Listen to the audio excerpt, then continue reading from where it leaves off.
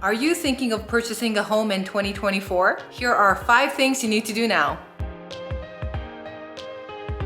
Hi, I'm Lisa Ogawa and I am an Illinois licensed realtor. I'm going to give you 5 things that you can do today in preparing to purchase a home in 2024. First thing first, number 1 is understanding the process. The basic flow you might think is to go look for a house, you find the house, you do your negotiation, complete the inspection, and you're done with the keys.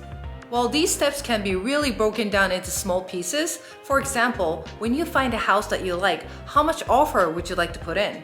Are you going to give them a full price offer, or are you going to be lower to be strategic?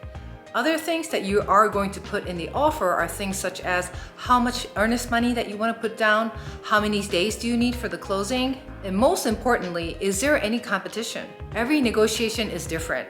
Every seller is different. So throughout this process, you might run into some obstacles, and that's completely normal. You just have to know what kind of obstacles you might have and how you can tackle them so that you can make a happy decision. Number 2, get pre-approved. You might have heard this before, but why is it so important to get pre-approved? Because having a pre-approval letter is like walking into an interview with a resume.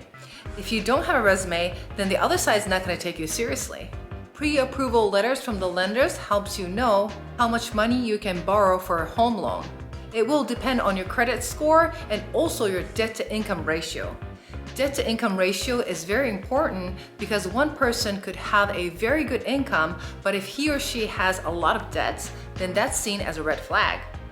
Now, I had some people said that they don't want to get pre-approved because they don't want their credit to be accessed and get impacted, or they're not thinking of buying for the next few months and they don't want to go through that process again. Pre-approval letters typically expires in 30 days. That's when I would ask a lender to do a soft pull on your credit so they don't fully access your credit line, but will have a good idea on how much pre-approval you can get. If you need some guidance in how to tackle your debt or work on your credit, you can also ask for advice from the trusted lenders. Number 3, create your financial plan. The 2 biggest payout for you when you purchase your home is of course your down payment and your closing costs. How much you want to put down for your down payment really depends on you. Conventional loan is typically between 3 to 20%, and FHA loan allows you to put down as low as 3.5%. But keep in mind, the smaller your down payment amount is, you might be subjected to pay out a mortgage insurance on a monthly basis included in your mortgage. And another biggest factor is your monthly mortgage. I always suggest that you ask your lender to run some simulation. Based on the purchase price of the home that you like to purchase, you are going to ask your lender how much your monthly mortgage will be in case you put down 8%, 10%, 15% down payment so that you will know. Now here's my bonus tip.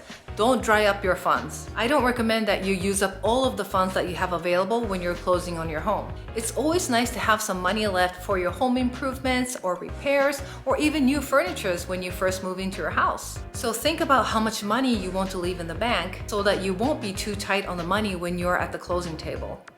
Number 4, decide what's important for you. You should make a list of things that are the must-haves and nice-to-haves. Trust me, after looking through so many homes, your needs and wants are going to start to change. And if you are going to have a partner or family member that is going to be part of the decision making, it is very important that you have that alignment with them ahead of time. Again, after seeing so many houses, you could get lost in transition, so it is very important that you have your wants and needs ahead of time. Last but not least, understand the market. The number of home inventory has been historically low in 2023, but the anticipation is that it'll get better in 2024. In 2023, interest rates kept on going up for the consecutive 8 months, but now it's coming down since December. So that means that the sellers who has been waiting is going to come out on the market, and new constructions for new homes are picking up as well. However, the inventory is still on the lower side, so prepare to be in a bid war situation. What's different from 2019 though is that the interest rates are not as aggressively low, and the buyers are a lot more market intelligent and understands the risk of being too aggressive on the offers. This is why it's important for you to understand your affordability, your budget, the nice-to-haves and the must-haves, so that you don't make that regretful decisions. Buyer's remorse really exists, and that's why you want to be prepared as much as possible. I hope you found this video helpful, and I'm happy to walk you through the process more in depth. Thank you for watching.